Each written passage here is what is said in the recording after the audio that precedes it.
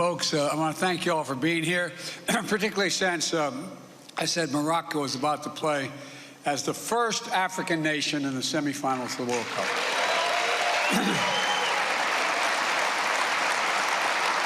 Distinguished heads of state, leaders of regional and global institutions, and of course, representatives of more than 300 companies, African and American. Welcome to Washington. And I want to recognize our co-hosts, the U.S. Chamber of Commerce and the Corporate Council of Africa, two great champions for building and growing ties of business and trade and investment between Africa and the United States, as well as the members of my administration and the members of Congress who are here today. All the members of Congress, please stand up if you're here so I can identify who you are. There's a man. All right, I'm sure you're out there somewhere. Look, this forum is about building connections. It's about closing deals, and above all, it's about the future, our shared future. We've known for a long time that Africa's success and prosperity is essential to assuring a better future for all of us, not just for Africa. I've been engaged in these issues going back to my days as a young man in the United States Senate. When I was on the Foreign Relations Committee, I was chairman of the African Affairs Subcommittee and got to spend a lot of time in Africa. I visited almost all of your countries. When I was vice president serving with President Obama, we hosted the first U.S.-Africa Leaders Summit, including U.S.-Africa Business Forum. We saw so clearly the enormous potential that we could harness if we did it together. And holding the first of its kind summit in 2014 was a watershed moment to cement new kinds of partnerships between our nations. Partnerships not to create political obligation, or foster dependence, but to spur shared success. And I emphasize shared success and opportunity. Because when Africa succeeds, the United States succeeds. Quite frankly, the whole world succeeds as well. Now, 8 years later, the world has undergone a great many changes. We're still grappling with the deadly pandemic, facing down war and instability, addressing economic challenges with global impact, fighting rising food prices, tackling the impacts of climate change. And each of these crises has only heightened the vital role African nations and peoples play to address the global challenges that drive our global progress. We can't solve any of these challenges without African leadership at the table. And I'm not trying to be nice, that's a fact. African ideas and innovation helping to shape the solutions, and African population contributing to every step. So the only question when I took office was not if we'd host another U.S.-African Leadership Summit, but when. My administration's engagement with Africa and the priority we place on these relationships began on day one. We've been working steadily with regional diplomacy and investments to demonstrate our commitment. We harnessed decades of cooperation through PEPFAR and President's Malaria Initiative and other partnerships in global health security to help save lives and combat COVID-19. The United States delivered 231 million doses of vaccines to 49 countries across Africa, and worked together with you to get the vaccines into the arms in hard-to-reach communities. Critically, we invested in Africa's capacity to manufacture its own vaccines, diagnostics, and therapeutics so Africa can meet its own needs and contribute to the global supply chain. And even as we work to end COVID-19, we continue building stronger health systems and institutions and accelerating efforts to achieve universal health coverage, to make sure we're better prepared to tackle the health challenges, including the next pandemic, and there surely will be one. We also advanced our commitment to strengthen food security, including expanding the Feed the Future program to partner with 8 additional African countries. And I'll be speaking more tomorrow about this effort to both address the immediate food crisis and strengthen the food system in Africa for the long term.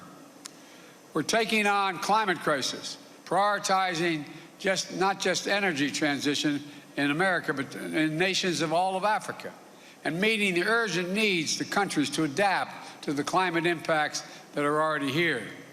Just last month, I traveled to COP27 in Egypt, where I announced $150 million in an effort to support adaptation efforts in Africa, a down payment of my commitment to provide $3 billion annually to global adaptation efforts for 2024.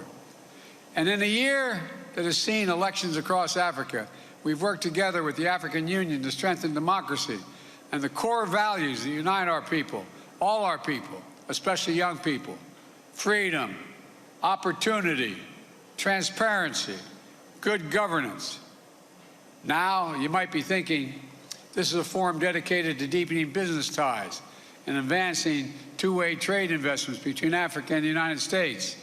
Why is Biden talking so much about all these other areas? Well, it's because Africa's economic transition depends on good government, healthy populations, and reliable and affordable energy. These things business seeks out when they're looking to invest.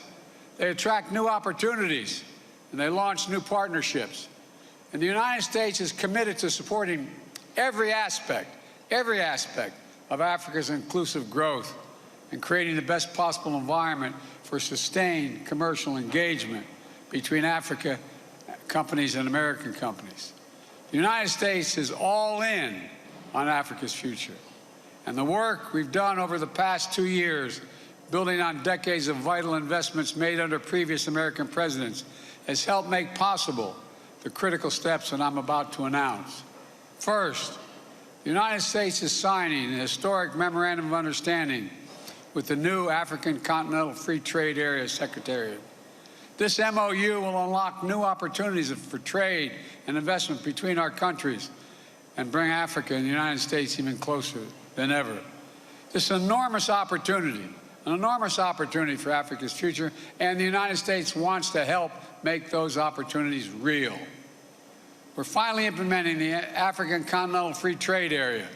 It will represent one of the largest free trade areas in the world, 1.3 billion people, and a continent-wide market totaling $3.4 trillion.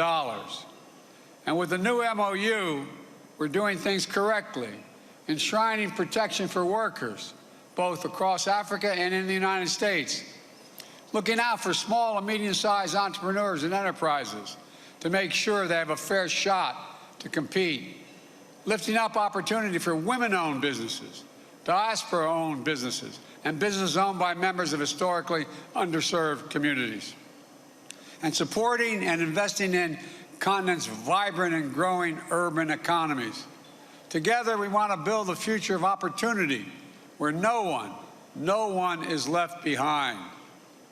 Second, we're investing to facilitate greater regional trade within Africa, including by investing in infrastructure.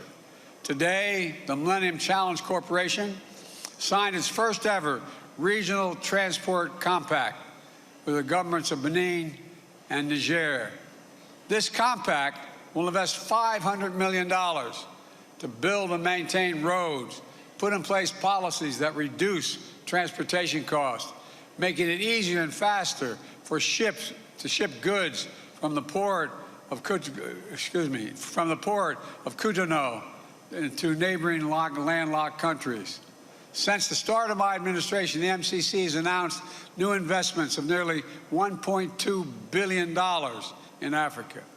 We expect the MCC to commit an additional $2.5 billion across Africa in just the next 3 years, supporting everything from agriculture to transportation to access to renewable energy. In fact, the MCC just announced discussions for partnerships with 4 African countries.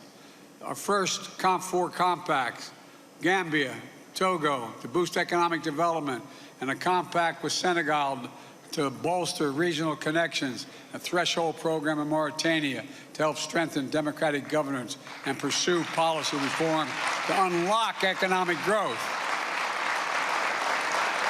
These MCC investments are part of the work we're doing worldwide through the Partnership for Global Infrastructure and Investment.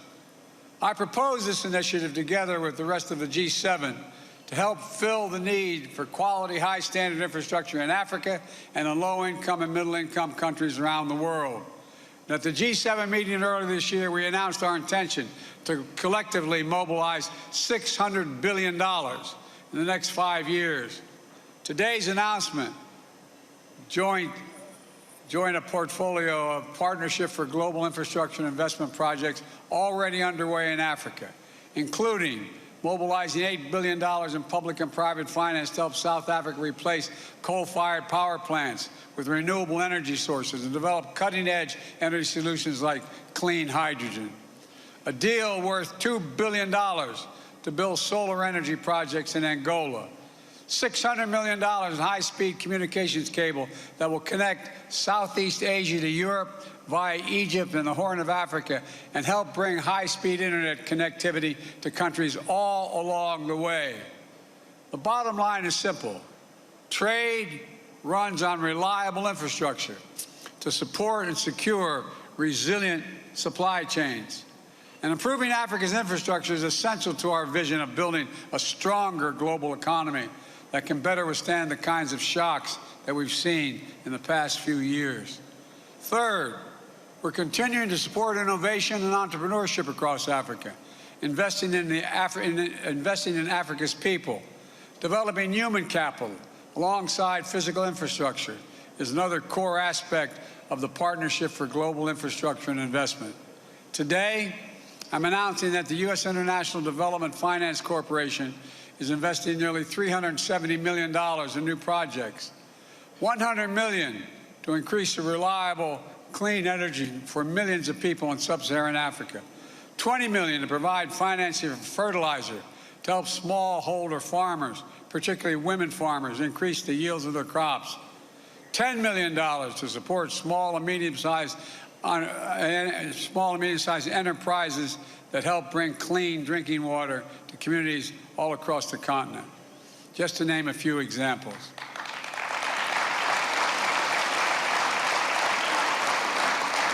And we also know that one of the most essential resources of any entrepreneur or small business owner who wants to participate in the global economy is reliable and affordable access to the internet. So today, I'm announcing a new initiative, the Digital Transformation with Africa, working with Congress to invest $350 billion to facilitate more than almost $500 million in financing to make sure people across Africa can participate in the digital economy.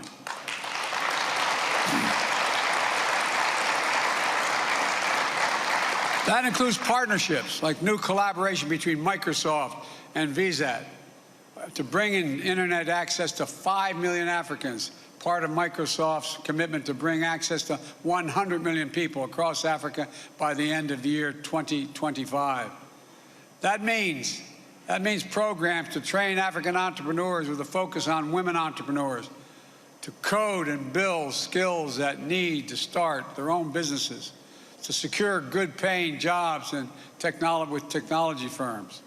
And this will include partnerships between African-American companies to provide cybersecurity services to make sure Africa's digital environment is reliable and secure. That brings me to my final announcement.